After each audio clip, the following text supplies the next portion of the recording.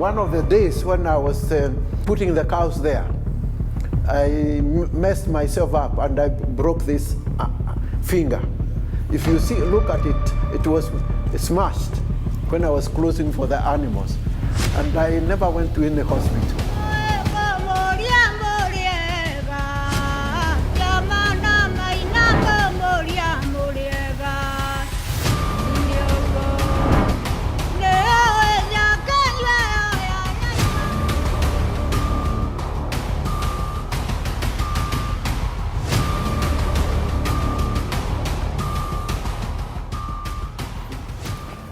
My name is Kabiru Kinya.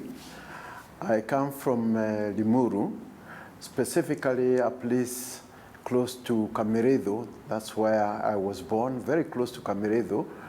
The other side of the railway, and the other side was the highlands, very close to Tigoni, where our land had been taken, and we were moved across the railway, and we were given land by a place to build by another family when we were moved, our family were moved from Tigoni.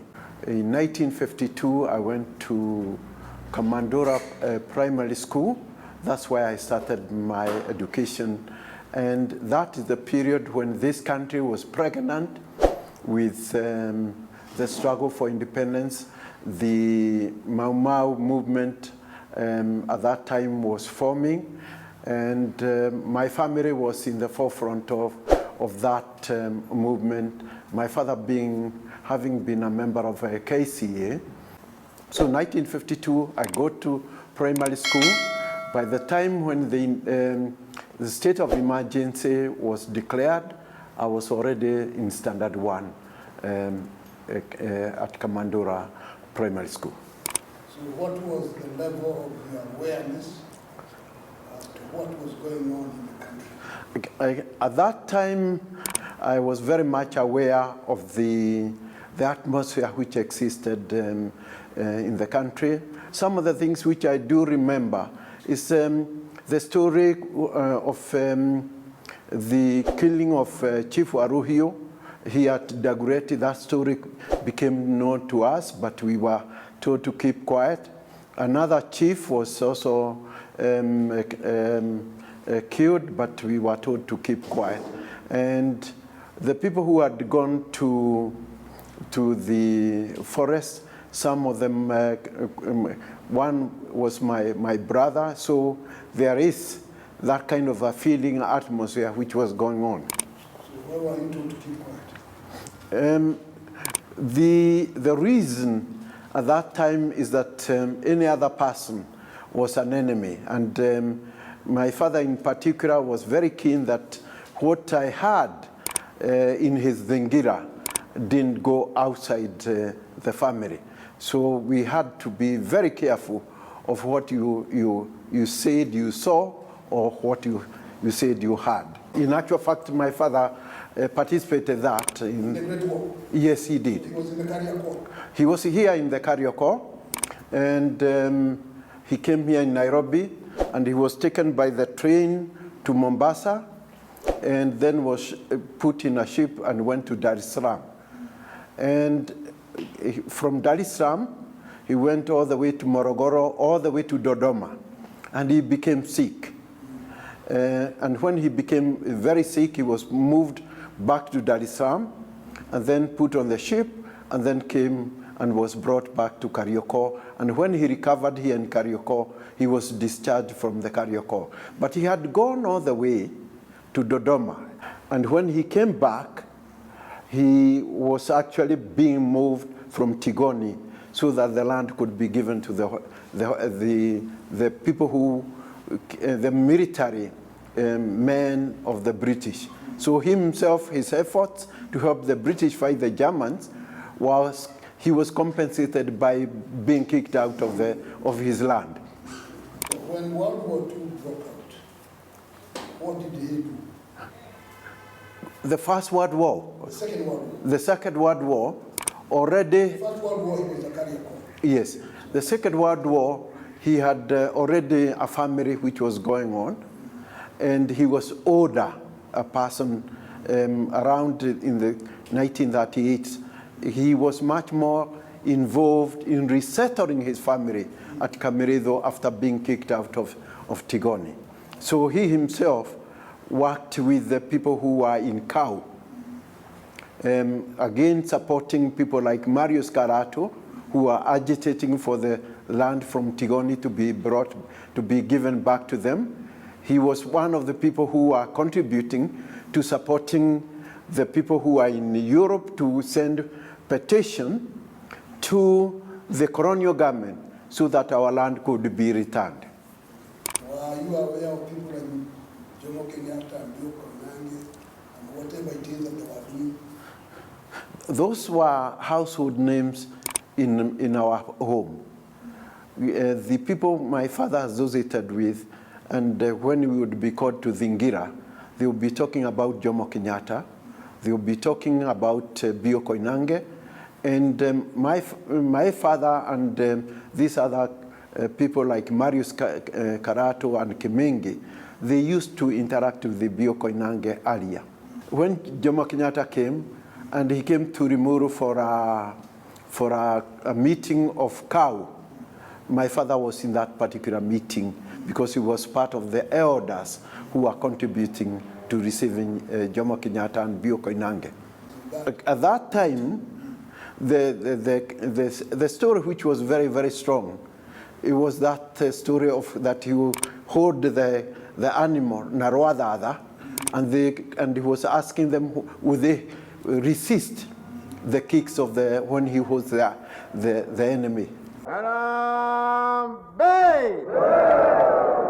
At that time, we thought he was a special kind of a special person who could deal with the Europeans. So it was, he was a very encouraging, it was a figure whom we looked forward that he will help us to move forward. Bill Koinange was also very close to the family group, and we had also faith that the fact that he has education and his father was a chief, that you help us to regain our land which we had lost in Tigoni and Kanyawa. We saw them as instruments of people who would help us to regain our land. Let me explain here. We were, because of our background as Dorobo, the people who are called Athi, we owned land around there and part of the Limuru. And therefore that was our land as Dorobos. And we was exchanging that land with honey and goats to the Kikuyus. So we saw ourselves as the real legitimate owner of that land at Tigoni and parts of Limuru. When did you stop being Athi and you became Kikuyu? It must have started with the period of colonization, because during my time, I found some members of our family were still hunting. Let me say here, my father had married into the Kikuyu. Yes. Therefore, his wife, particularly his first wife, and my grandfather's wives were Kikuyus, but not the traditional Dorobo people. You knew of Chief Luka? Yes, Chief Luka, there's one lady he married from our family called Guhe. So Luka was our relative. My parents parted way with him because of the land in Tigoni.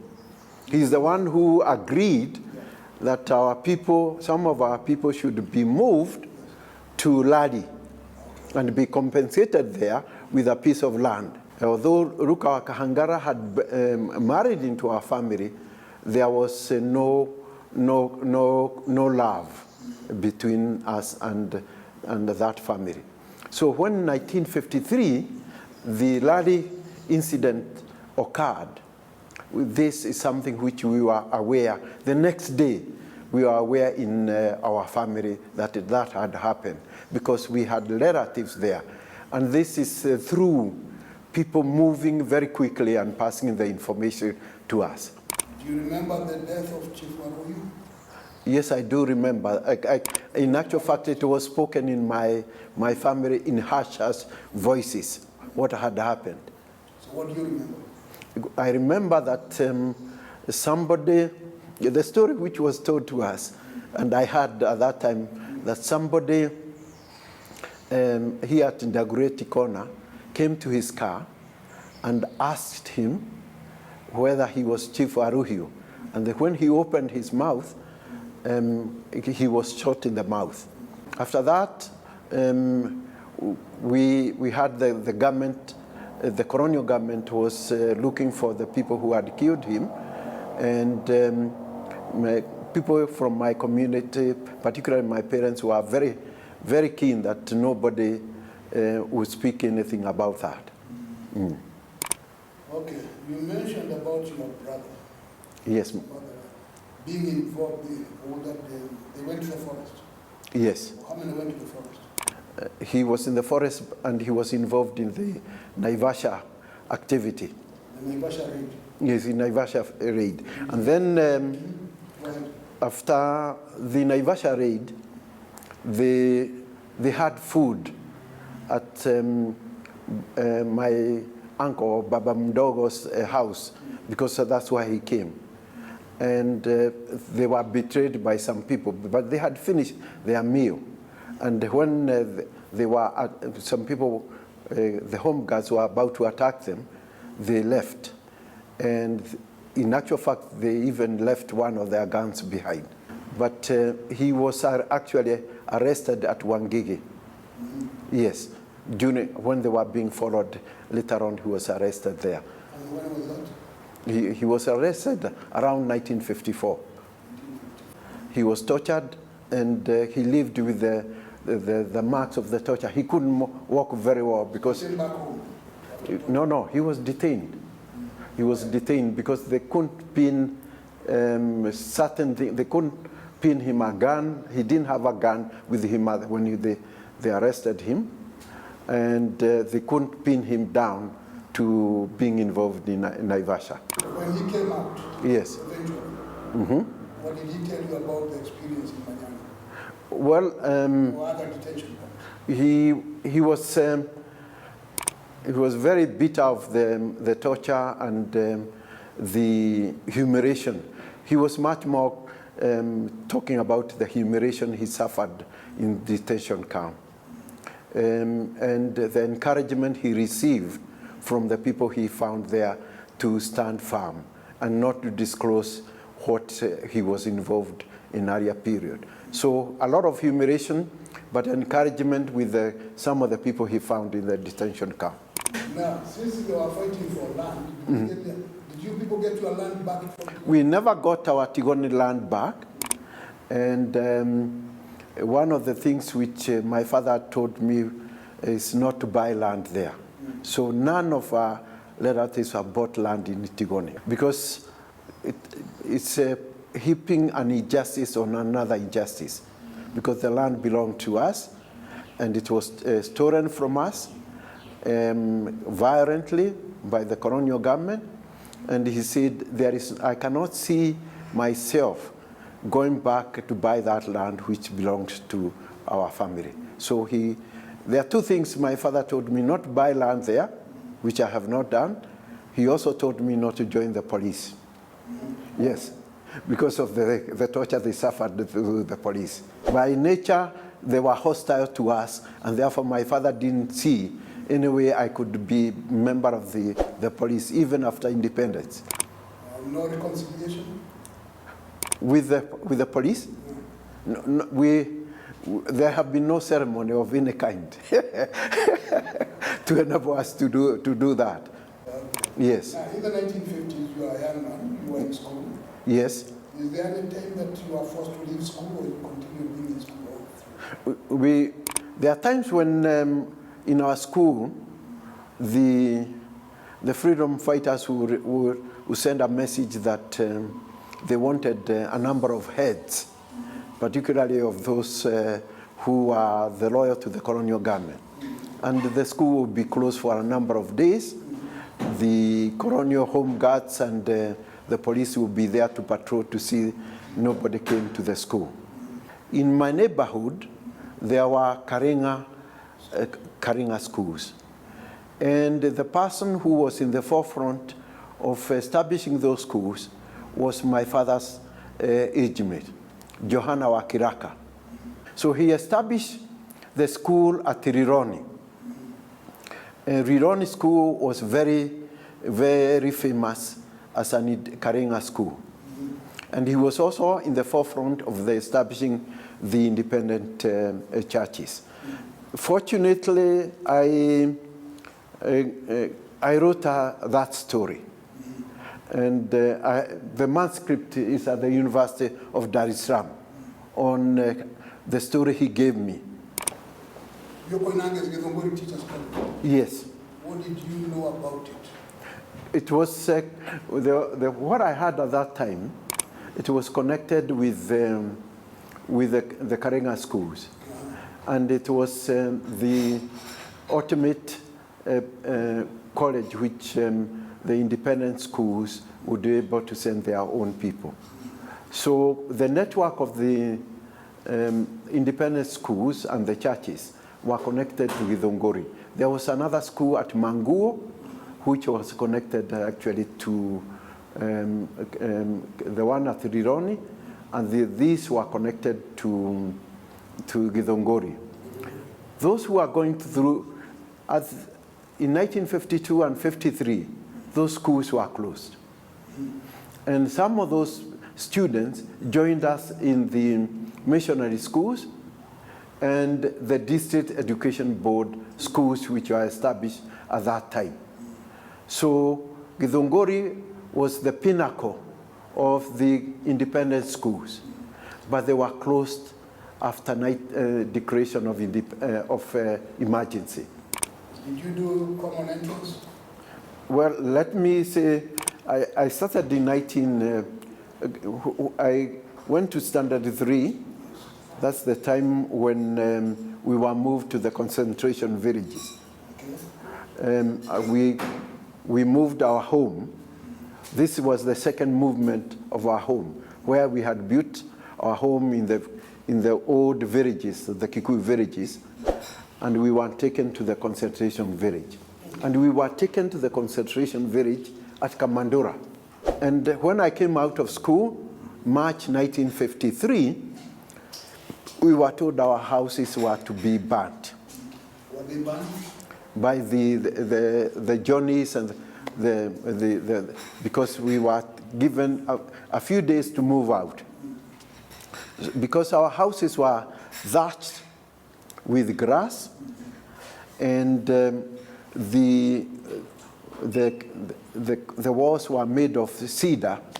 We put those houses down very, very quickly, removed the cedar wood, put it aside, and the grass aside, and we had how many houses? We had my father's Zingira, my two mothers' houses, my brother's house, and my mother's house. And we all put them on the ground, and the women had a major work carrying the cedar wood all the way to Kamandura. The women and the young girls had to move it over there. We didn't have donkeys to be able to transport there, but they transported it there. And the whole idea, because the home guards and the colonial regime was burning homes, we had to put it down to show that we were willing to move. So we moved to Kamandura village, where we were put into rows. And in the initial period, we never had a place to sleep. We were sleeping in the open. Now you mentioned some people called Johnny. Yes. Who are these? These were the white military people who used to terrorize people and to kill people. And let me say, there was one incident. they used to be at Itigoni police station. And they used to go, I remember very clearly, they used to go with an old Pujo car, and they used to make a certain kind of noise. And when we had it in our house, we knew they were out on killing mission. And one of the killing missions at Rimuru is that they killed 9 people, young, bright, educated Kenyans. I knew some of them. At least I can remember 2. One was the son of one religious leader very close at Kamandura. Another one was was a businessman at Limuru town. Yes, and they went to a place on the escarpment. That's why they shot them dead. And there was even one Johnny called Waitina, who used to brutalize people in parts of Deya. He would shoot people, carry dead bodies and show people dead bodies, and sometimes request people to bury those dead bodies, and if they refused, he would shoot them also. Waitina. Okay. He was very notorious for killing people in Rimuru and Deya area. He was very well known. If his vehicle was heard passing through there, men would run and hide because he would shoot anybody on sight. So brutality, we don't know whether it was the official policy, but brutality was the character of the way Mau Mau was suppressed in my area. People could be killed, the animals could be killed, and I do remember some incidents. Those Johnnies would shoot. You would have a hut, and they would shoot into that hut. And you can imagine if you have a hut and they shoot there, it's a part of serious brutality. Yes, and if you died, they didn't care. So brutality was the way they operated and the way the home guards operated. So in our view, and the way we saw it, we saw brutality as a part and parcel of the way they dealt with us during that period of time. There have been stories that Johnnies were very good at harassing young girls.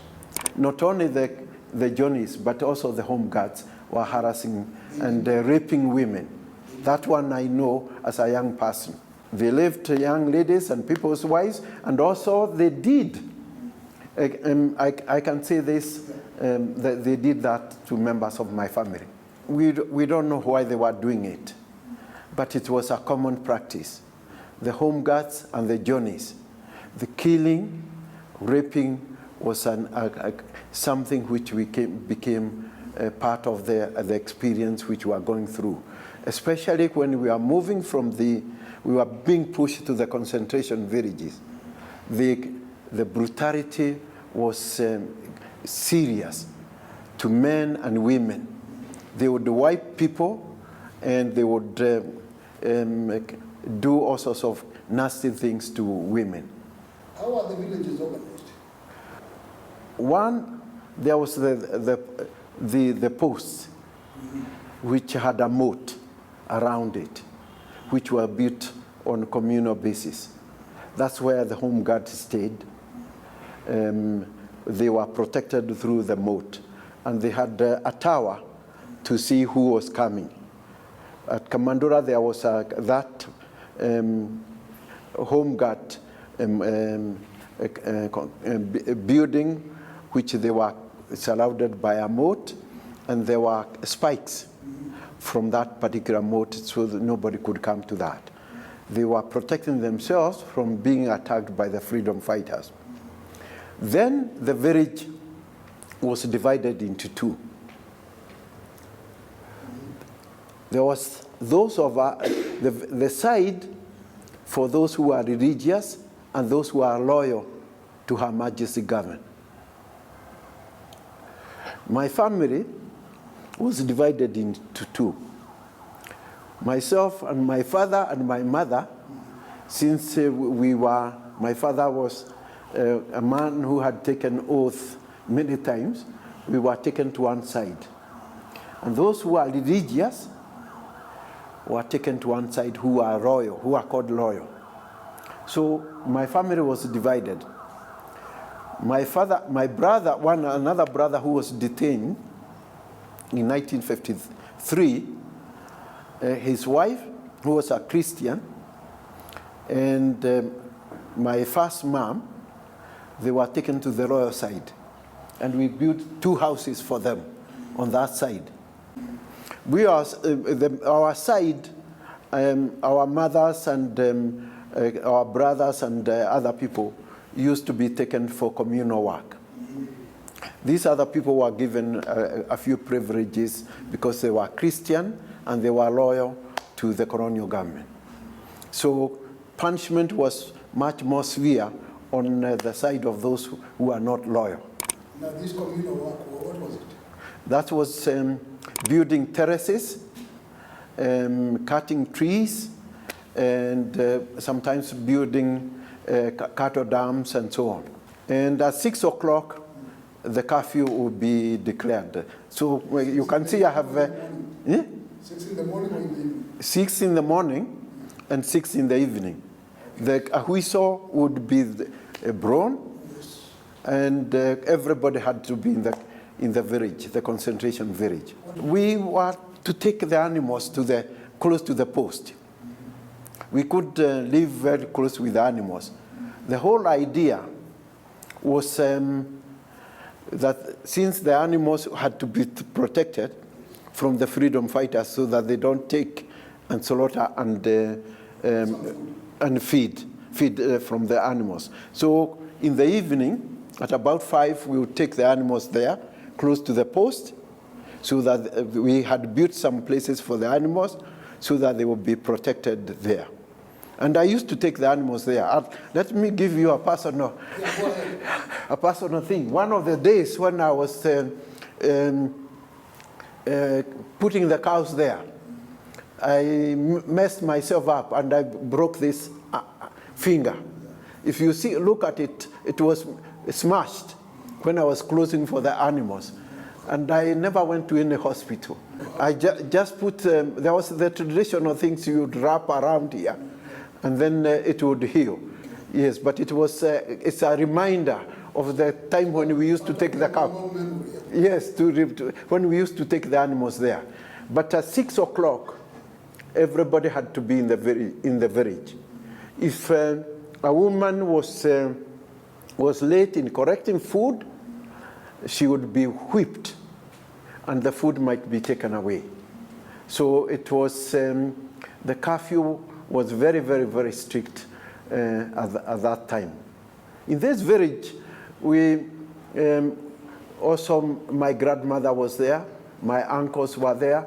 So, and next to us was one of were some relatives of Ngoge Thiong'o. We were in the same village. Yes, but that's the concentration village. Now, in some write-ups, it's claimed that the villagization was a way of ensuring that you got good water, fresh water, health services, and all these things. Did you get those things? Let me say this. Those are stories which I have not even heard. We never got fresh water in the village. Myself, as a young person, I used to use a wheelbarrow to go and collect water where we used to collect it when we were in the village. So there was no water provided. There was no school provided in the village. So essentially it was a concentration punishment village. The only thing they did, they tried to bring the Christian propaganda into the village. Yes, we would be asked, to go for certain services within the village. The only thing we were taught to do, we were asked to build our toilets. We built our toilets because in the concentration villages, we couldn't use the old model. Okay. And advanced sanitation. Yes, at least that one is something which every compound, because we were built in compound, would have a toilet for that compound. When we went into the villages, it became an opportunity for the land demarcation to be done. And it was much more in control of the home guards. They are the ones who formed the land committees, and they are the ones who indicated where somebody would be given a piece of land. So one of the major things with my father and other elders in the village was actually to go and give evidence of where their land was and who owned that land and who would inherit that land and how it would be divided. So there were major cases of going on at that particular time. But the chairpersons and the people who had the influence on the way the land was demarcated were the home guards and those who were close to the colonial government. Were there people who were cheated out of their land? Definitely, there are people who lost their land, especially those who had the people who didn't have influence in terms of the home guards. They tended, to be cheated their land, and secondly, those who were in the forest were ignored. Their land was taken by other people because they were not there, and they were nobody. They were not human beings as far as the home guards were concerned. When you were in the village, did you forget Kenyatta? No, as the colonialists intended? During the village, the Kenyatta myth grew a great deal. But there was also another narrative which was going on. Which was? The narrative of Kimathi and his exploits. Tell us that. There were myths of how Kimathi had even been seen in various parts of Limuru, and he disappeared. So there are quite a number of stories of freedom fighters, stories which sustained hope during that time. Kenyatta was one, and Kimathi was the other one. Okay. Yes, the magical powers Kimathi had to disappear, to be cornered by the colonialists, and then he would disappear and leave them there. When Kenyatta was released in 1961, what was the mood? I can say the mood in the villages was exotic. People are very happy. And they saw hope of what they were fighting for in Kenyatta being released. Every village celebrated Kenyatta. Yes, with the song and dance. And that's the time when the home guards started really hiding. They started going down. Yes. And turning and changing their narrative, their story. Okay. Were you aware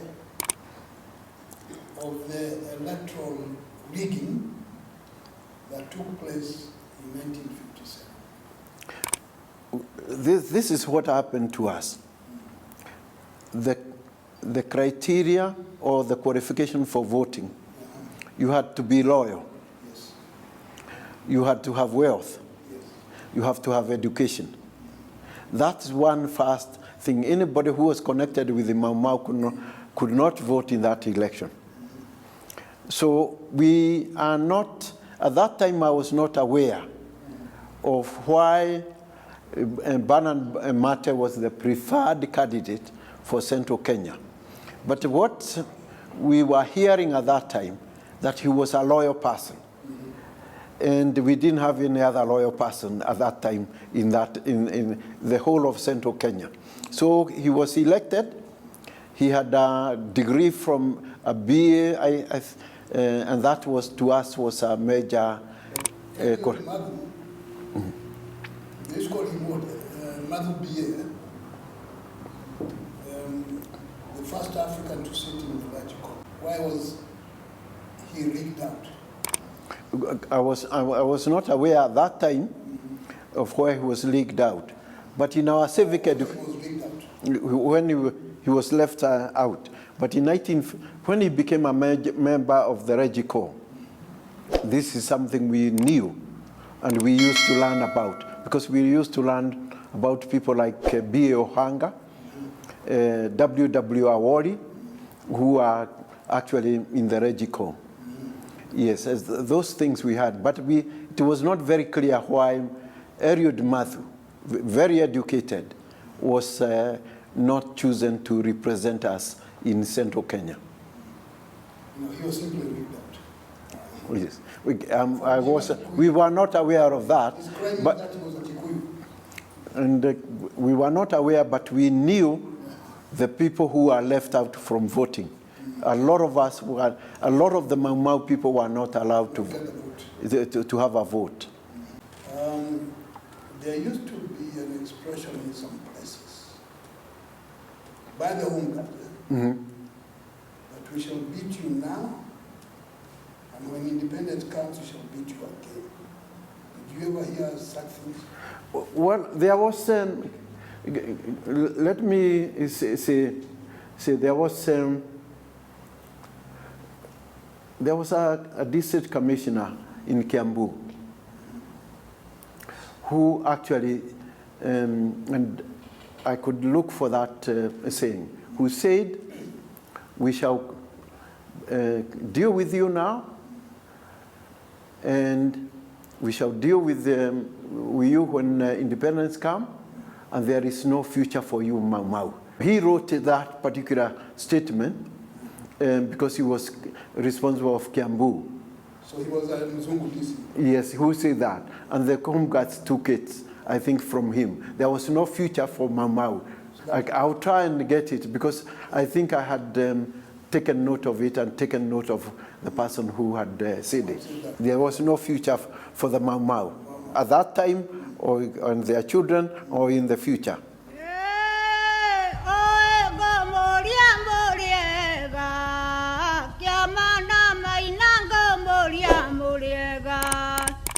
In your